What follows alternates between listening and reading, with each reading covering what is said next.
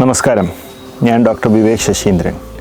ഇന്ന് നമ്മൾ സംസാരിക്കാൻ പോകുന്നത് തൈറോയിഡിനെ കുറിച്ച് തന്നെയാണ്. പലപ്പോഴും പേഷ്യൻസ് ചോദിക്കുന്നൊരു ചോദ്യമാണ്, ഡോക്ടറെ ഈ മുഴ ഓപ്പറേറ്റ് ചെയ്യണോ എന്ന്. ഞാൻ എൻ്റെ കഴിഞ്ഞ കുറച്ച് വീഡിയോകളിൽ തൈറോയിഡ് ഡിസോർഡേഴ്സിനെ കുറിച്ചും അതുപോലെ തൈറോയിഡിൻ്റെ മുഴകളെക്കുറിച്ചും അതിൻ്റെ ലക്ഷണങ്ങൾ എന്താണ്, അതിന് നമ്മൾ ചെയ്യുന്ന ടെസ്റ്റുകൾ എന്താണ്, ഇതെല്ലാം നമ്മൾ ഡിസ്കസ് ചെയ്തിരുന്നു. അതുപോലെ അതിൻ്റെ സർജിക്കൽ ഓപ്ഷൻസ് എന്താണെന്നുള്ളത്. പലപ്പോഴും ഒരു ചെറിയ തടിപ്പ്, ഒരുപക്ഷെ യങ് ഫീമെയിൽസ്, കൊച്ചു പെൺകുട്ടികളിൽ കോമൺ ആയിട്ട് കഴുത്തിലിങ്ങനെ തൈറോയിഡ് ഗ്രന്ഥി തെളിഞ്ഞ് നിൽക്കുന്നതായിട്ട് കാണാം. ഇതൊരു സ്വെല്ലിംഗ് അല്ല, ഒരു വളരെ പ്രോമിനൻ്റ് ആയിട്ടുള്ള ഗ്ലാൻഡ് കാണാം. ഇത് യൂഷ്വലി ആ ഫീമെയിൽസിന് ആ ഒരു ഏജിൽ വരുന്നൊരു ബോഡി ചേഞ്ചസിൻ്റെ ഭാഗമായിട്ട് ഉണ്ടാകുന്ന ഒരു ഫിസിയോളജിക്കൽ ഒരു ചേഞ്ചാണ്. അത് ഒരു മുഴയോ ഈ പറഞ്ഞ പോലെ ഒരു നോഡ്യൂളോ ഗ്രോത്തോ ഒന്നും അല്ലായിരിക്കും.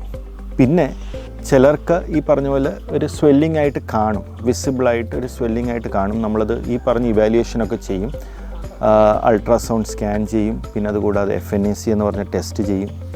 പക്ഷേ ഇതിനകത്തൊന്നും കാര്യമായിട്ടുള്ള പ്രശ്നങ്ങൾ കാണില്ല. ആ ഒരു സബ്സെറ്റ് പേഷ്യൻസിൽ നമുക്ക് യൂഷ്വലി ഒരു ഫോളോ അപ്പിൻ്റെ ആവശ്യമേ കാണുള്ളൂ.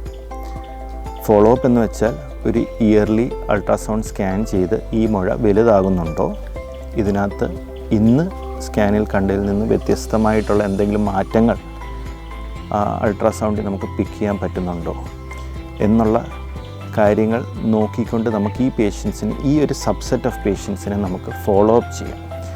പക്ഷേ ഇതിൻ്റെ ഒരു പ്രധാന ഇതെന്ന് വെച്ച് കഴിഞ്ഞാൽ പേഷ്യൻസ് കമ്മിറ്റഡ് ആയിരിക്കണം. അതായത് നമ്മളിപ്പോൾ പറഞ്ഞാൽ ഒരു വർഷത്തിന് ശേഷം തീർച്ചയായിട്ടും വന്ന് ഫോളോ അപ്പ് ചെയ്യാൻ തയ്യാറായിട്ടുള്ള പേഷ്യൻസ് ആയിരിക്കണം. നമ്മുടെ നാട്ടിൽ പലപ്പോഴും ഉള്ള വിഷയം, നമ്മൾ ഫോളോ അപ്പ് എന്ന് പറഞ്ഞു കഴിഞ്ഞാൽ പിന്നെ നമ്മൾ വർഷങ്ങളോളം ഈ പേഷ്യൻസിനെ പിന്നെ വർഷങ്ങൾക്ക് ശേഷമായിരിക്കും ഒരു പക്ഷെ കാണുന്നത്. അപ്പോൾ അന്നത്തേക്ക് ഇത് ഒരു വലിയ സ്വെല്ലിംഗ് ആവുകയോ അല്ലെങ്കിൽ ഈ പറഞ്ഞ പോലെ ഇതിനകത്ത് എന്തെങ്കിലും മാറ്റങ്ങളോ സംഭവിച്ചിരിക്കാം. എന്നാൽ വളരെ കോംപ്ലൈൻ്റ് ആയിട്ട്, അതായത് നമ്മൾ ഈ പറഞ്ഞ പോലെ മെഡിക്കലി നമ്മളിപ്പോൾ പറയുന്ന കാര്യങ്ങൾ കൃത്യമായിട്ട് ഫോളോ ചെയ്യാൻ പറ്റുന്ന പേഷ്യൻസ് ആണെന്ന് വെച്ചാൽ ഒരു നല്ല ശതമാനം പേഷ്യൻസ് ലക്ഷണങ്ങളൊന്നും ഇല്ലാത്ത മുഴകൾ, അതായത് ചെറിയ മുഴകൾ, ഈ പറഞ്ഞ ഒരു FNAC നോർമലാണ്, അതുപോലെ അൾട്രാസൗണ്ട് റിപ്പോർട്ട്സിനകത്ത് വേറെ പ്രശ്നമൊന്നും കാണാത്ത സബ്സെറ്റ് ഓഫ് പേഷ്യൻസിനെ നമുക്ക് തീർച്ചയായിട്ടും ഫോളോ അപ്പ് ചെയ്യാവുന്നതാണ്. അപ്പം ഈ പറഞ്ഞ പോലെ സീരിയൽ അൾട്രാസൗണ്ട് സ്കാൻസ്, അതായത് ഇയർലി ഉള്ള അൾട്രാസൗണ്ട് സ്കാൻസ് വഴി നമുക്ക് മോണിറ്റർ ചെയ്ത് ഇതിനകത്ത് എന്തെങ്കിലും മാറ്റങ്ങൾ വരികയാണെന്ന് വെച്ചാൽ ഒരു പക്ഷേ നമുക്ക് വേറൊരു ട്രീറ്റ്മെൻറ്റ് ഓപ്ഷനെ കുറിച്ച് ചിന്തിക്കാവുന്നതാണ്.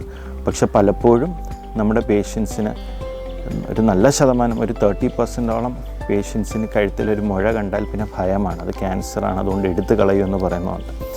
അപ്പോൾ അങ്ങനെ ഈ പറഞ്ഞ പോലെ ഒരു 30% നമ്മൾ ചെയ്യുന്ന തൈറോയിഡെക്ടമീസ് ഒരു പക്ഷേ പേഷ്യൻസിൻ്റെ ഒരു നിർബന്ധപ്രകാരം ചെയ്യുന്നതാണ്.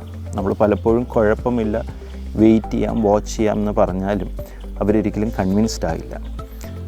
അപ്പം ഈ പറഞ്ഞ പോലെ വെയിറ്റ് ആൻഡ് വാച്ചും നമ്മുടെ തൈറോയിഡ് സ്വെല്ലിങ്സിന് ഒരു ട്രീറ്റ്മെൻറ്റ് ഓപ്ഷനാണ്. Thank you.